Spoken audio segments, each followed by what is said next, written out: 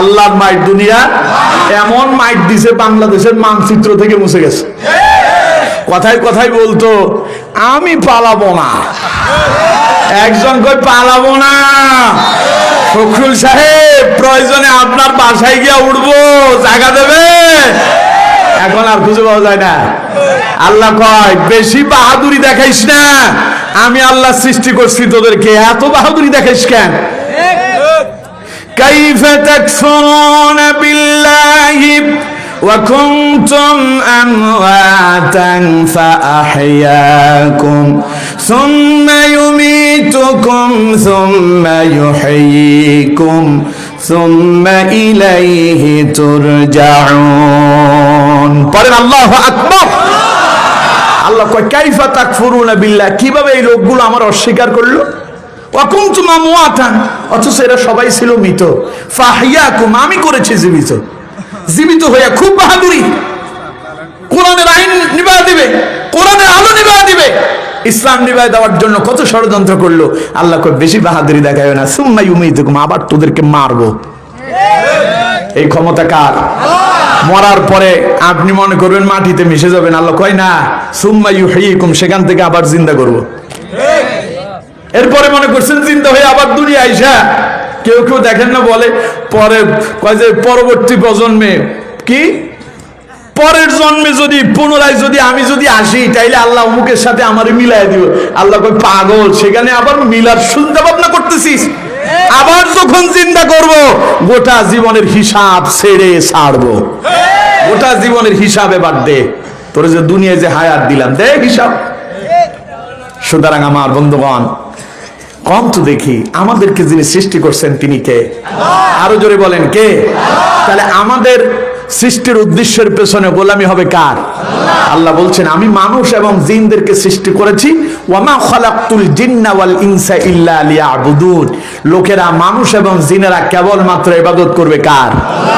আমরা যখন আল্লাহর ইবাদত থেকে দূরে সরে গেলাম, আল্লাহ রাব্বুল আলামিন আমাদেরকে ডেকে বলছেন ইয়া আইয়ুহাল ইনসান মা গাররাকা বিরাব্বিকাল কারীম। হে মানব গোষ্ঠী, হে মানব সম্প্রদায়, কোন শক্তি তোমাকে আমি আল্লাহর ইবাদত থেকে দূরে সরায় দিল? কে তোমারে আমার ইবাদতে বাধা দিল?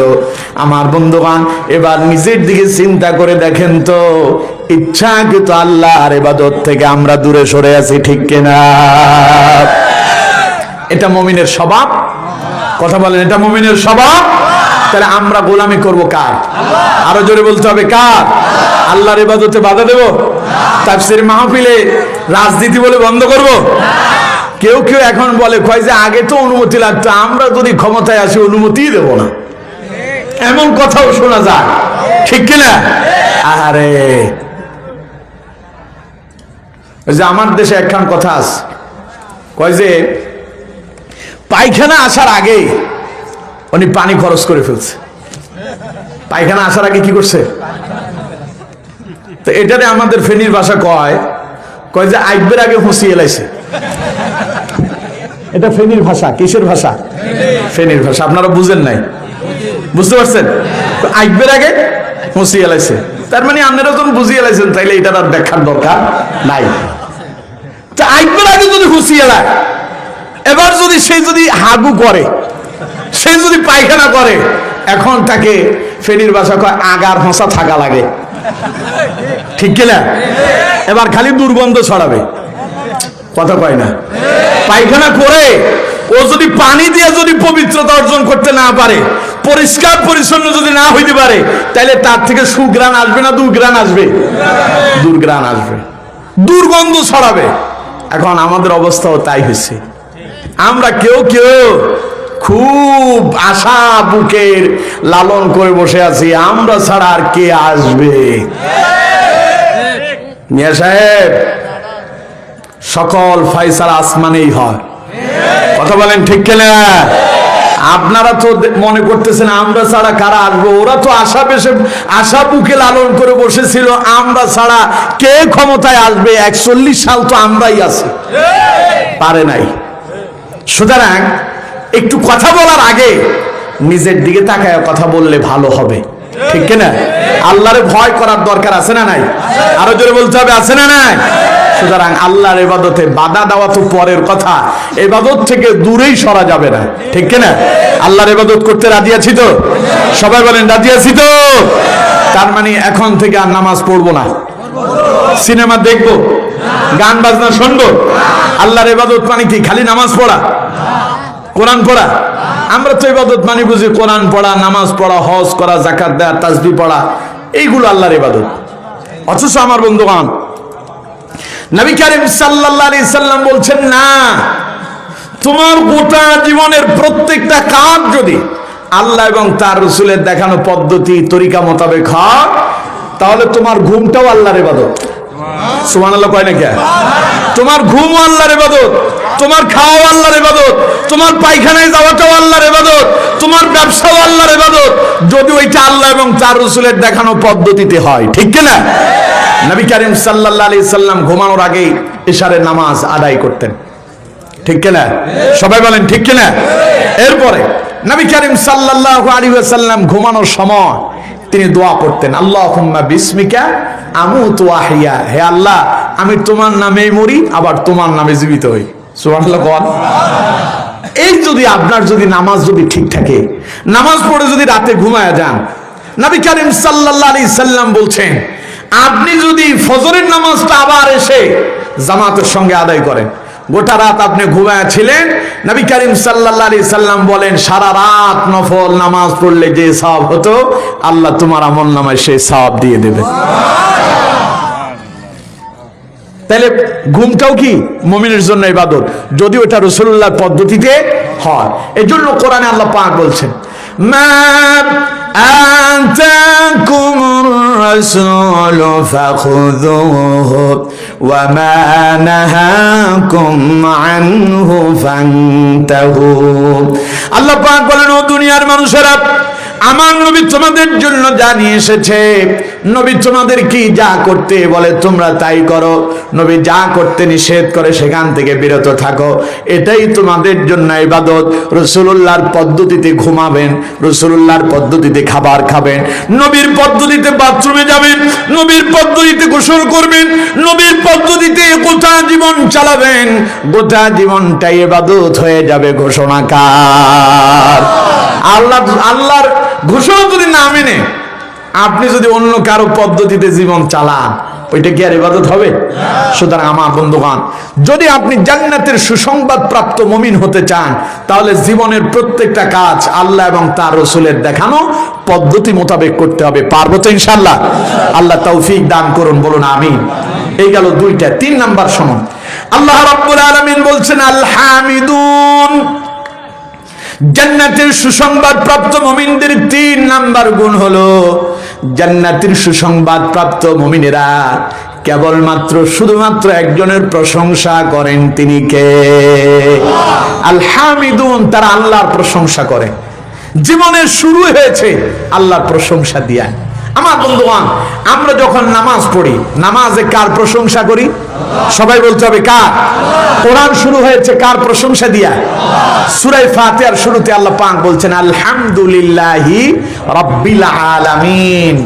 জাগতিক সকল প্রশংসার একচ্ছত্র মালিক হলেন তিনি, যিনি গোটা বিশ্ব জগতের প্রতিপালক। সুবহানাল্লাহ। তাহলে আমরা মুমিনেরা আল্লাহর প্রশংসা দিয়ে নামাজ শুরু করে। আল্লাহ কয় মুমিনদের কাজ হলো আল হামিদুন। জান্নাতের সুসংবাদ প্রাপ্ত মুমিন হলো তারা আল্লাহর প্রশংসা করে। যারা আল্লাহর প্রশংসা কেন করবেন? আল্লাহর প্রশংসা করার পেছনে সবচেয়ে বড় কারণ হলো আল্লাহ তাআলা এত সুন্দর দেহ দিয়া আমাকে আপনাকে তৈরি করছেন। দেখেন তো, আপনার চেহারার সাথে আরেকজনের চেহারার মিল নাই। আপনার ডানে বামে যে মানুষটা আছে সেটার সঙ্গে আপনার চেহারার মিল নাই, অথচ আল্লাহ পাক আপনাকে এত সুন্দর করে বানালেন। লাকাদ খালাকনাল ইনসানা ফি আহসানি তাকওয়িম। আল্লাহ পাক বলছেন আমার সৃষ্টির ভেতরে শ্রেষ্ঠ সৌন্দর্য দিয়ে আমি মানুষদেরকে তৈরি করছি। সুবহানাল্লাহ পড়ে। এত সুন্দর করে আল্লাহ আমাদেরকে বানালেন, এতে কি আমরা আল্লাহর প্রশংসা করতে পারি না? সবাই বলেন আল্লাহর প্রশংসা করতে পারি না? অনেকে কয় আল্লাহ আমারে বানাইলো, কিল্লে যে আল্লাহ আরে দুনিয়া ধারাইছে। আমাদের ফেনীর ভাষা, আল্লাহ কিত্তু আরে দুনিয়া ধারাইছে। আল্লাহ যে আপনারে জ্ঞান পাঠাইছে তা যদি আপনি জানতেন, জীবনে এই কথা মুখে বের করতেন না, ঠিক কিনা? আপনাকে দুনিয়ায় পাঠানোর জন্য আল্লাহ একক সিদ্ধান্ত নিয়েছেন।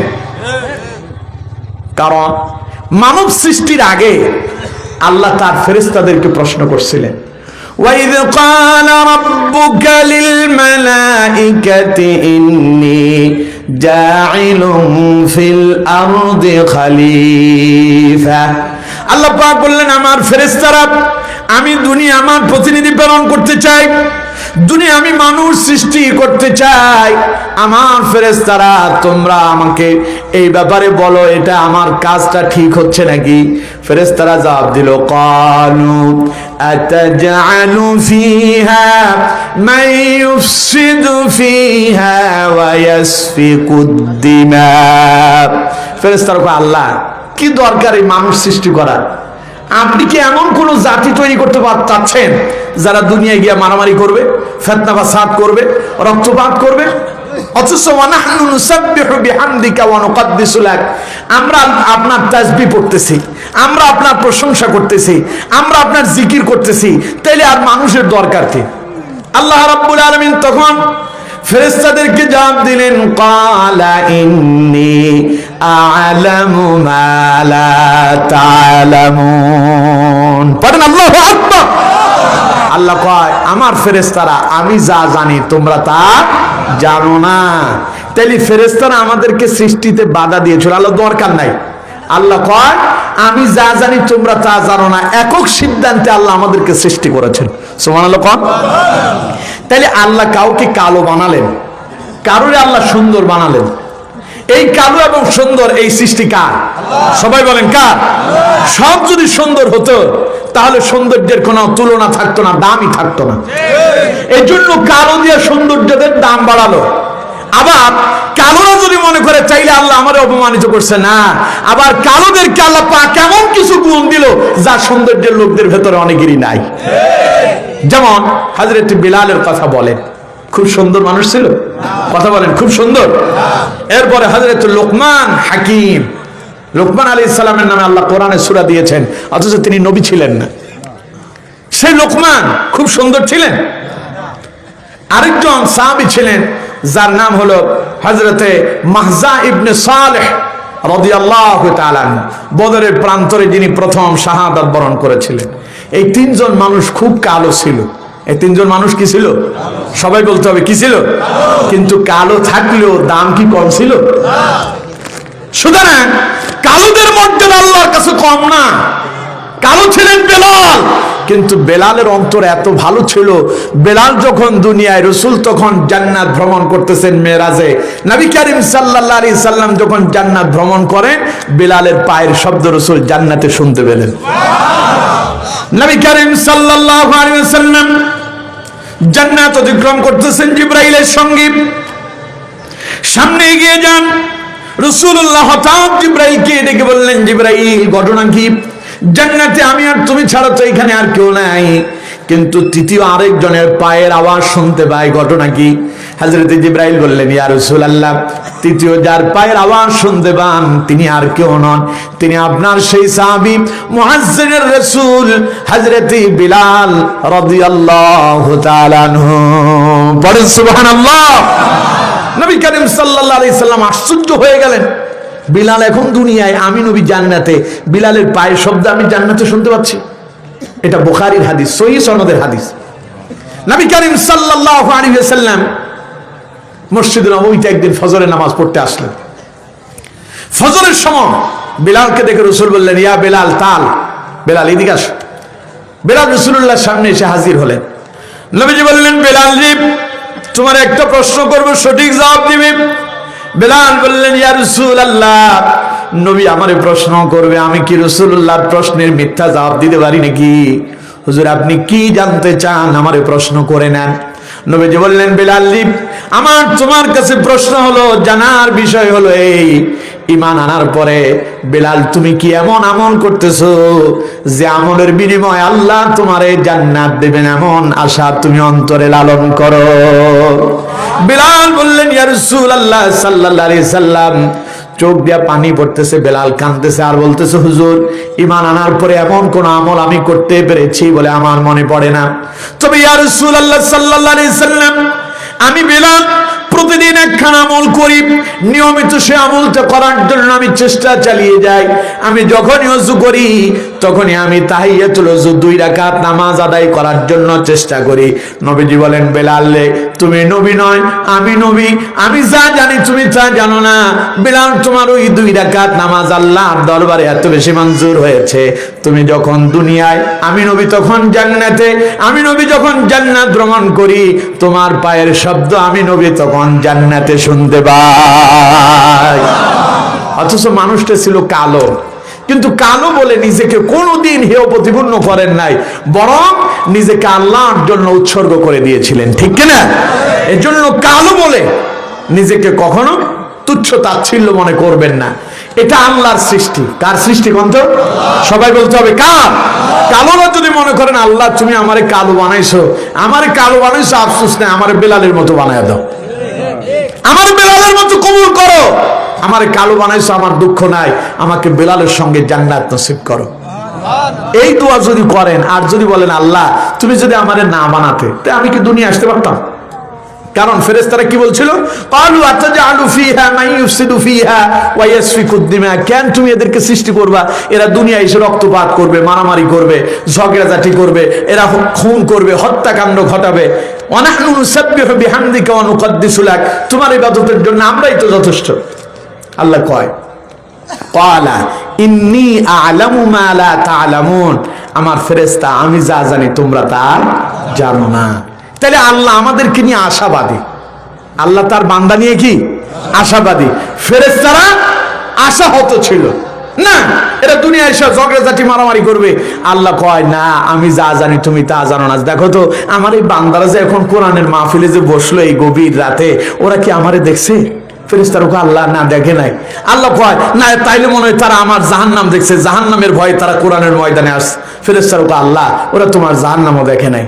আল্লাহ কয় তাহলে আমার এই বান্দাগুলো মনে আমার জান্নাত দেখছে, জান্নাতের প্রেমে পড়ে জান্নাত পাওয়ার জন্য ওরা মনে হয় কোরআনের ময়দানে ছুটে আসছে। ফেরেশতারা কয় আল্লাহ ওরা তো তোমার জান্নাতও দেখে নাই। আল্লাহ কয় ক্বালা ইন্নী আ'লামু মা লা তা'লামুন, আমি বলছি না আমি যা জানি তোমরা তা জানো না। এই লোকগুলো আমারে দেখলো না, এই লোকগুলো আমার জাহান্নাম দেখলো না, এরা আমার জান্নাত দেখলো না। আমার ফেরেশতারা বলো তো দেখি এরা কোরআনের ময়দানে কেন বসে আছে? ফেরেশতারা কয় আল্লাহ ওরা তোমার খুশি করার জন্য কোরআনের ময়দানে আসছে। আল্লাহ কয় আমার ফেরেশতারা তোমরা সাক্ষী থাকো, যারা আমাকে খুশি করার জন্য আমার কোরআনের দিকে ছুটে এসেছে, আমি আল্লাহ খুশি হয়ে তাদেরকে ক্ষমা করে দিলাম। সুবহানাল্লাহ। তাহলে আমাদেরকে নিয়ে আল্লাহ আশাবাদী, আমাদেরকে নিয়ে আল্লাহ কি? অথচ আল্লাহ আমাদেরকে এত সুন্দর করে বানালেন, আমরা আল্লাহর প্রশংসাই করতে জানি না। সুতরাং আমার বন্ধুগণ, জীবনের প্রতিটা মুহূর্তে প্রশংসা করব কার? আপনি যদি আল্লাহর প্রশংসা করেন কি লাভ হবে? রাসূলুল্লাহ বলেছেন, ইন্নাল্লাহা লা ইয়ারদা আনিল আবদি ইয়াকুলুল উকলাতা ফায়াহমাদুহু আলাইহা ওয়া ইয়াশরাবুশ শারবাতা ফায়াহমাদুহু আলাইহা। নবী করিম সাল্লাল্লাহু আলাইহি সাল্লাম বলেন, কেউ যদি খাওয়ার সময় আল্লাহর প্রশংসা করে আর কেউ যদি পান করার সময় যদি আল্লাহর প্রশংসা করে, রাসূলুল্লাহ বলেন আল্লাহ তার ওই বান্দার উপরে খুশি হয়ে যায়। আল্লাহ যে আপনারা এত সুন্দর করে বানালো, আপনি যে এখন কোরআনের মাহফিলে আসছেন, একটু যদি আপনি আল্লাহর প্রশংসা করেন, আল্লাহ তুমি তো ইচ্ছে করলে আমার চায়ের দোকানে গল্প গুজবে রাখতে পারতা, তুমি তো ইচ্ছে করলে আমার এখন কম্বলের নিচে ঘুম পাড়ায় রাখতে পারতা, তুমি তো ইচ্ছে করলে আমাকে এখন অসুস্থ বানায় হসপিটালের বেডে শোয়া রাখতে পারতা, তুমি তো এই মুহূর্তে আমাকে দুনিয়ার ব্যস্ততার ভেতরে রেখে দিতে পারতে। তুমি যে আমার কোরআনের ময়দানে আনছো, আল্লাহ আমি খুশি হয়ে তোমার দরবারে পড়লাম আলহামদুলিল্লাহ। এই যদি আপনার যদি প্রশংসা করেন খুশি হয়ে, আল্লাহ কয় এখন তোমার জন্য আমি কি করব? লা ইন শাকারতুম লা আযীদান্নাকুম ওয়া লা ইন কাফারতুম ইন্না আযাবি লাশাদীদ। আমার বান্দারে তুমি যদি আমার নিয়ামতের কৃতজ্ঞতা প্রকাশ করো, তুমি যদি আমার প্রশংসা করো, আমি আল্লাহ রাব্বুল আলামিন তোমার নিয়ামত আরো বাড়ায় দেব। কোরআনের ময়দানে এসে বললেন আলহামদুলিল্লাহ আল্লাহ তুমি আমার কোরআনের ময়দানে নিয়ে আসছো, আমি খুব খুশি। আল্লাহ কয় এরপরে তোরে আমি এরকম ভালো ভালো কাজ, আমার নিয়ামতময় কাজ, আমার জান্নাতি কাজগুলো আমি তোরে নেক কাজ করার জন্য আরো বেশি বেশি তৌফিক দান করবো। সুবহানাল্লাহ।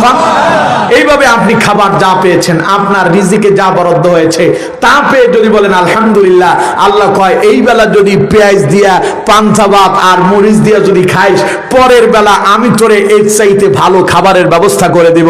ওটা খাইয়া যদি পড়েন আলহামদুলিল্লাহ, আল্লাহ কয় এরপরে আরো দেব।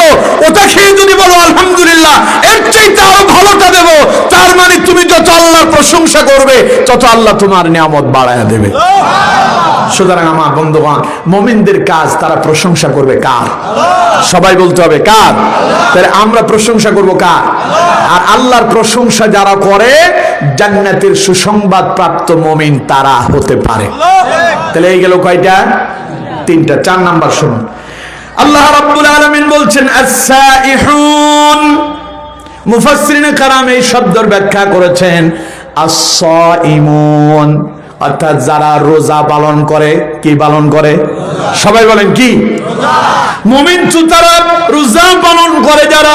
আল্লাহ পাক বলেন যারা রোজা পালন করলো, সিয়াম পালন করলো, রোজা রাখলো যারা, আল্লাহ পাক বলেন মুমিন তারা। আমার নবী তাদেরকে শোনায়া দেন, ওই রোজাদারদেরকে শোনায়া দেন, রোজার কারণে আমি আল্লাহ তাদের উপরে খুশি হয়ে গেলাম আর তাদের জন্য আমি আল্লাহ জান্নাতের সুসংবাদ দিয়ে দিলাম। রোজা মানে কি? রোজা মানে কি? না না, ওইটা তো আরবি শব্দ। রোজা হলো ফার্সি। রোজা কি? ফার্সি। আরবি হলো সাওম বা সিয়াম। আর এর বাংলা উপবাস থাকা না। এটার কয়েকটা শব্দ মিলায়। 1 নাম্বার ফানাহার থেকে বিরত থাকা, 2 নাম্বার পাপাচার থেকে বিরত থাকা, 3 নাম্বার কামাচার থেকে বিরত থাকা। কয়টা হলো? সবাই বলেন কয়টা? 1 নাম্বার ফানাহার থেকে বিরত থাকা অর্থাৎ খাওয়া দাওয়া, 2 নাম্বার পাপাচার থেকে বিরত থাকা অর্থাৎ গুনাহ থেকে বিরত থাকা, 3 নাম্বার কামাচার যৌনচার অর্থাৎ নিজের আপন হালাল স্ত্রীও রোজার দিনে রোজা অবস্থায় আপনার জন্য হারাম। কে ঘোষণা করছেন? এই 3টা জিনিস যদি আপনার ভেতরে ধারণ করে আপনি যদি আপনার সুবহ সাদেক থেকে শুরু করে সূর্য অস্ত যাওয়া পর্যন্ত এই সময়টাতে ফানাহার থেকে বিরত থাকতে পারেন, পাপাচার থেকে বিরত থাকতে পারেন, কামাচার থেকে বিরত থাকতে পারেন, ওটার নাম রোজা বা সাওম। কথা বুঝতে পারছেন? এইরকম কেউ যদি আল্লাহকে খুশি করার জন্য রোজা পালন করে, আল্লাহ পাক বলেন আমি খুশি হয়ে আমার ওই বান্দার জীবনের সব গুনাহ মাফ করে দেয়। হাদিস থেকে শুনুন, রাসূলুল্লাহ বলেছেন মান সামা রমাদান ঈমানান ওয়া ইহতিসাবান গুফিরা লাহু মা তাকদ্দামা মিন যামবি। রাসূলুল্লাহ বলেন আল্লাহর কোন বান্দা মাহে রমাদানের রোজা পেয়ে আনন্দ চিত্তে, আনন্দের সাথে ইমানি জজবা, ইমানি চেতনা নিয়ে যদি রমাদানের রোজা পালন করতে পারে, গুফিরা লাহু মা তাকদ্দামা মিন যামবি, আল্লাহ তার ওই বান্দার উপরে খুশি হয়ে তার জীবনের পূর্বের সব গুনাহ মাফ করে দেয়। আর অন্য জায়গায় অন্য হাদিসে নবী করিম সাল্লাল্লাহু আলাইহি ওয়াসাল্লাম বলছেন কেউ যদি আল্লাহকে খুশি করার জন্য ফি সাবিলিল্লাহ আল্লাহর রাস্তায় একটা রোজা রাখে। কয়টা? রাসূলুল্লাহ বলেছেন মান সামা ইয়াওমান ফি সাবিলিল্লাহি জাআলাল্লাহু বাইনাহু ওয়া বাইনান নারি খান্দাকান কামা বাইনাস সামাই ওয়াল আরদ।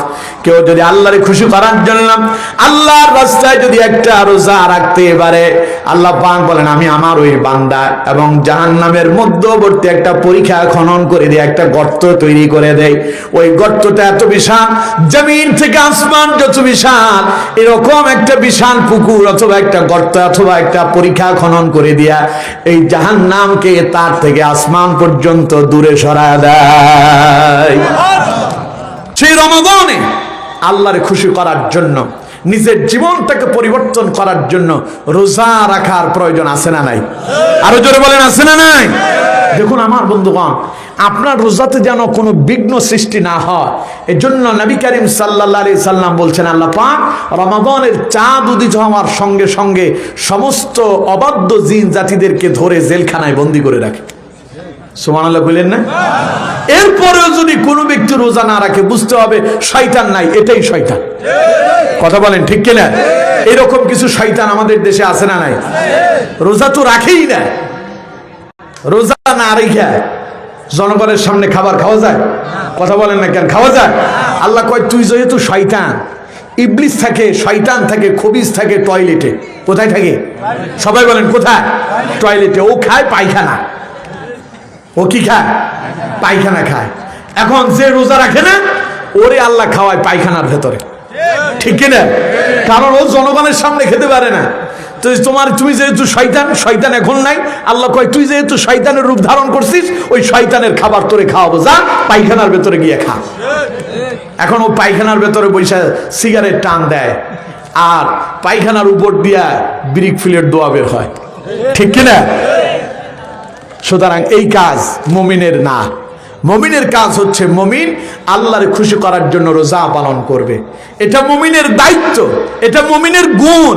আর মুমিন যদি এই কাজ করে, আল্লাহ কয় নবী ওনাদেরকে, ওই মুমিনদেরকে জান্নাতের সুসংবাদ প্রদান করেন। সুবহানাল্লাহ। তাহলে এই গেল কয়টা? 4টা। 5 মিনিট আছে। বলছি না কোনোভাবেই 15 তারিখে যাওয়া যাবে না। না কেমনে যাবেন? আপনি মাহফিল দিচ্ছেন 14 তারিখ, তাহলে 15 তারিখে কেন নেবেন? তাহলে মাহফিল দিতেন 14 এবং 15, ঠিক না? ইব্রাহিম ভাই আমারে বলছে হুজুর 12টার ভেতরে শেষ। তো এখন আপনারা আমার দেরিতে উঠাইছেন, আমার কোনো দোষ নাই, আমি বসে আছি, দেরি করছেন আপনারা। এখন আর আলোচনা না, এবার খালি অর্থগুলো বলবো, বাকিগুলো এরপরে দোয়া মোনাজাত ইনশাআল্লাহ। করছে না হালকা হালকা জি আমার বন্ধুগণ। তাইলে 4 নাম্বার গেল কি? রোজা। 4 নাম্বার কি? রোজা। 5 নাম্বার আর-রাকিউন আস-সাজিদুন। 5 এবং 6 দুইটা একসাথে, কারণ এখন দ্রুত গতিতে চলবে।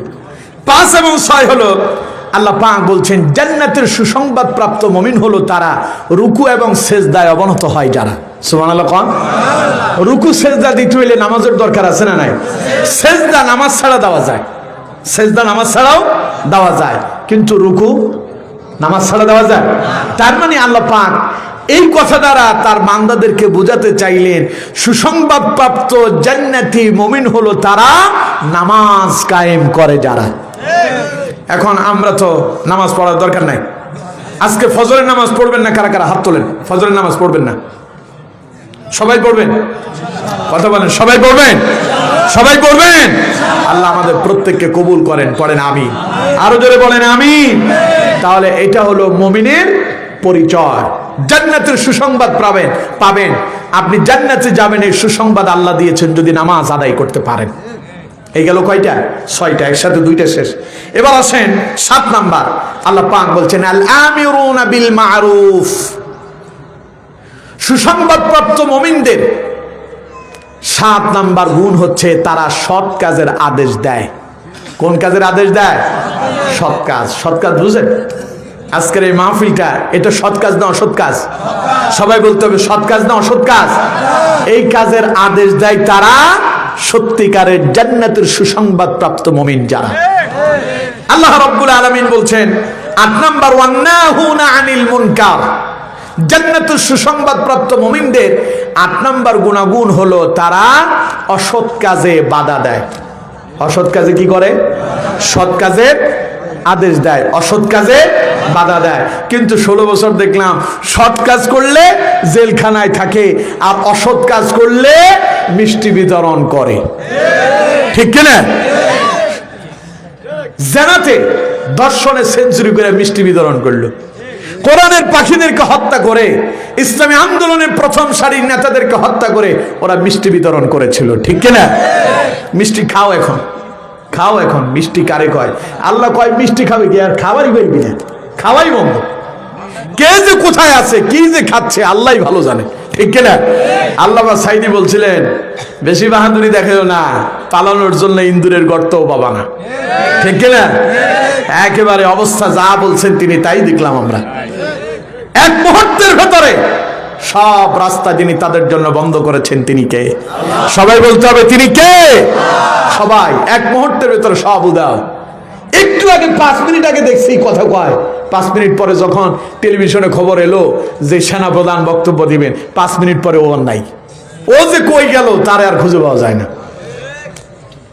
সুতরাং আমার বন্ধুগণ, আল্লাহ তাআলা বলছেন না, মুমিনদের কাজ হলো তারা সৎ কাজে আদেশ দেবে, অসৎ কাজে বাধা দিবে।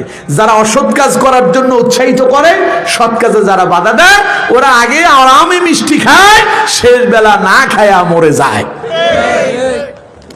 সুতরাং আমার বন্ধুগণ, তাইলে মুমিনদের 8 নম্বর গুণ হলো তারা অসৎ কাজে বাধা দেবে। এবার আল্লাহ পাক 9 নম্বরে এসে বললেন ওয়াল হাফিযুনা লিহুদুদিল্লাহ। আগের যে 8টা গুণ আল্লাহ তাআলা বর্ণনা করেছেন, আল্লাহ পাক বলেন জান্নাতের সুসংবাদ প্রাপ্ত মুমিনেরা তারা এই গুণাগুণগুলোকে সংরক্ষণ করে, হেফাজত করে, এই গুণগুলো তারা অর্জন করে। এবার আল্লাহ পাক বলছেন এই গুণগুলো যাদের ভেতরে আছে ওয়াবাশশিরিল মুমিনিন, নবী তাদেরকে আপনি সুসংবাদ দান করেন। সুবহানাল্লাহ, বাড়ি যায় বলেন নবী।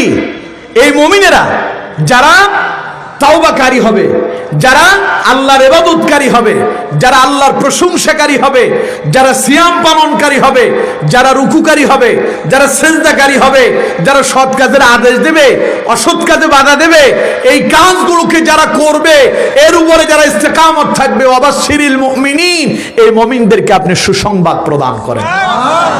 আমরা বলি আল্লাহ কিসের সুসংবাদ?